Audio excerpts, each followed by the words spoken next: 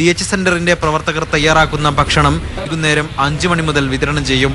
CH centre വളണ്ടിയർമാർ വാർഡുകളിലെത്തി നൽകുന്ന ടോക്കണുമായി എത്തിയാൽ ഇവിടെ നിന്നും ഭക്ഷണം സൗജന്യമായി ലഭിക്കും. ചപ്പാത്തി, നൂൽപുട്ട് ഉൾപ്പെടെയുള്ള വിഭവങ്ങളും അതോടനുബന്ധമായി കോഴിക്കറി, ബീഫ് കറി, തരി, ചായ ഉൾപ്പെടെയുള്ള മറ്റ് പാനീയങ്ങളും ഇതിനോടൊപ്പം നൽകുന്നുണ്ട്. രാത്രിയിലുള്ള അത്താഴത്തിന് സാധാരണ നമ്മുടെ നാടൻ ചോറ്, മീൻകറി, പച്ചക്കറി, മീൻ പൊരിച്ചത്, പഴം, പപ്പടം, അച്ചാറ്, ചായ ഉൾപ്പെടെയുള്ള കാര്യങ്ങൾ രാത്രിയിലെ അത്താഴത്തിന് നമ്മൾ നൽകുന്നുണ്ട്.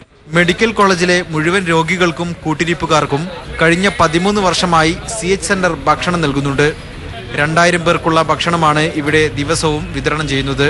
ഒരു 2 ലക്ഷം രൂപ പ്രതിദിനം ചെലവ് വരുന്ന രൂപത്തിലാണ് റമദാൻ മാസമായാലുള്ളത്. അല്ലാത്ത കാലയളവിൽ 1.5 ലക്ഷം രൂപ പ്രതിദിനം നമ്മളെ സംബന്ധിച്ചിടത്തോളം ചെലവുണ്ട്.